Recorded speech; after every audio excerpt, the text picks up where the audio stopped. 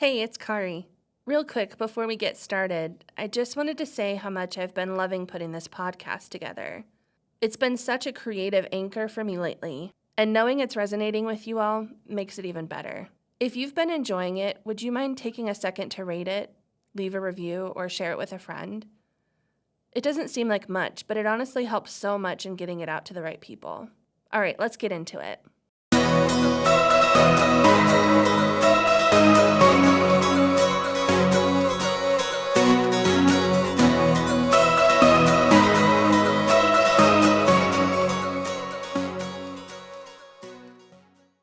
Welcome to Life Lessons from Dog. I'm Kari Solberg. For over a decade, I've been in the trenches of the dog world. From fostering rescues, to owning and operating a training and daycare facility, to building a private practice centered around relationship and behavior. I've spent my career watching dogs teach us how to live more fully, more honestly, and more in tune with who we really are. And today we're talking about what happens when you stop following the rules. Not just in training, but in life. What happens when you stop trying to make yourself fit the mold and start paying attention to what actually works? Because sometimes the mold doesn't fit, and sometimes the system isn't broken. It just wasn't built for you.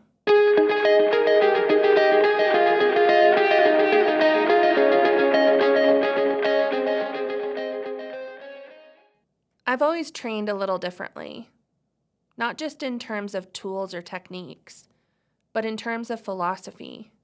The mainstream advice around dog training says obedience is the solution to every problem. That if you just teach the dog to sit, down, heel, and come, all of the behavior issues will sort themselves out. But for me, obedience isn't the foundation of everything. Relationship is. I teach obedience, sure, but I don't use it to suppress behavior. I use it as a way to connect, to communicate, and to create clarity. I don't believe obedience solves everything. In fact, I think a lot of the time it's used as a way to avoid deeper issues, a way to control instead of connect. And when it comes to behavior modification, especially with difficult dogs, I don't believe in rigid formulas or one-size-fits-all programs. Because dogs aren't formulas, they're individuals. And what I've found again and again is that intuition often leads me to better outcomes than any system ever could. I teach systems, sure, because owners need a framework to start with. But once they understand how to use that framework, my goal is always to help them move beyond it, to teach them how to read their dog, how to trust their gut, and how to adapt. Because that's what I do every day. And while a lot of trainers will say they train the dog in front of them, what they really mean is that they adjust their tools. Their philosophy stays the same. Mine doesn't. My philosophy shifts constantly based on the dog in front of me, the client in front of me, and the relationship I'm observing. That's not something I was taught. It's something I had to discover for myself. And honestly, I think every dog I've worked with has taught me that a little more.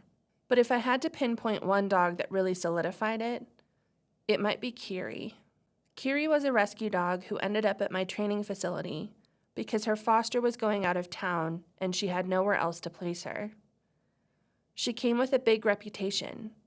She had already injured herself trying to escape kennels, and her behavior in the home wasn't easy either. I knew right away she couldn't be left unsupervised, so I kept her in my training room with me, trying to help her settle. But what I saw wasn't just a dog who didn't like confinement. It was a dog who completely left her body.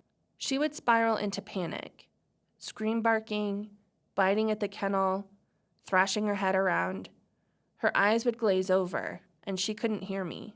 She couldn't see me. Nothing I did from outside the kennel mattered. It was one of those lose-lose scenarios. Do nothing and she gets hurt. Do something and risk making it worse. The conventional advice at the time? Medicate the behavior, work obedience, exhaust her before putting her in the kennel. But none of that was working. She didn't need more rules. She needed clarity. She needed choice. She needed a way to experience discomfort without being overwhelmed by it. And I had to go off script to figure out how to give that to her. I knew I needed a way to communicate with her in that state, a way to reach her through the chaos. And that's what led me to try the e-collar. At the time, I only knew how to use it in the conventional way. I followed the standard protocol, and it worked, as long as I was standing there correcting the behavior. But the moment I left, it all unraveled, because she wasn't actually calm. She was just shutting down. And that's when my intuition started to kick in. I stopped trying to follow the protocol. I started following her. And by paying close attention to her state, her patterns, and her needs, I stumbled into a method that actually worked.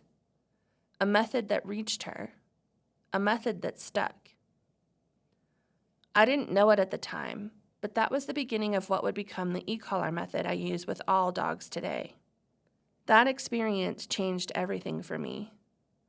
And the more I trusted that kind of work, the off-script, intuition-led work, the better things went. Not just for the dogs, but also for me. I think we all get fed this idea of what things are supposed to look like. In training, yeah, but also in life. There's this unspoken formula we're all handed somewhere along the way. A template, a mold. We're told what success should look like, what adulthood is supposed to feel like, how relationships should progress, what a career path should entail, the timeline for when things are meant to happen, when to settle down, when to have kids, when to have it all figured out. And for a long time, I tried to follow that script. I worked hard, checked the boxes, stayed in the lane. And one of the first times I really followed the mold without questioning it was after high school. The path was laid out before I even knew I was walking it. Graduate, pick a college, pick a major, pick a career. Like that was the formula, the way to be successful, the way to make your life make sense. And I did it. I went to college. I chose a major. I followed the script. But the truth is, I had no idea who I was or what I really wanted. I didn't know what lit me up yet. I didn't even know I was allowed to ask. And for a long time, I carried this quiet regret. Not because of what I studied or where I went, but because I never gave myself permission to pause, to wander, to try things that didn't come with a syllabus or a clear endpoint. I didn't realize that taking time to figure it out wasn't failure. It was wisdom. And that jumping into something just because you're supposed to doesn't guarantee clarity. It just delays the moment you have to stop and ask the harder questions. Now, years later, after changing directions more than once, I can see how deeply that early programming shaped me. How long it took to give myself permission to step off the path and build something that actually felt like mine. And that's the thing about the mold. It's often invisible until you bump up against it, until you realize it's squeezing you into something that doesn't fit. But when you finally step out of it, that's where your real life begins. And it hasn't gone unnoticed.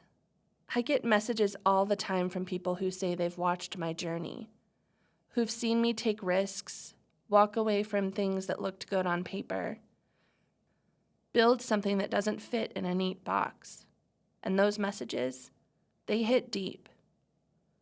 Some of those people are still sitting on the edge of change, watching, wondering if they're allowed to want something different. Others, they're already doing it, ditching the timelines, letting go of the pressure, carving out lives that don't always make sense to anyone else, but feel right to them. And honestly, that's what I hope this podcast offers too. Not just insight into dogs and behavior, but a quiet kind of permission. Permission to question the mold, to notice what isn't working, and walk away. To stop waiting for approval and start listening to your gut. To trust that if your path looks different, maybe that's not a problem. Maybe that's the point. Because the best stuff, the stuff that changes you, stretches you, and surprises you, it's never in the manual. It's in the messy middle, the intuitive pivot, the brave decision that makes no sense on paper but feels right in your bones. That's where the good stuff lives. So here's my question for you this week. Where are you still trying to follow a script that doesn't feel like yours? Where are you relying on someone else's formula when you already know what works? And what might happen if you stopped trying to make it make sense and just let it work? That's your challenge for the week. Take one step outside the mold, see how it feels. Because sometimes the most powerful thing we can do is stop trying to fit in and just start showing up as we are.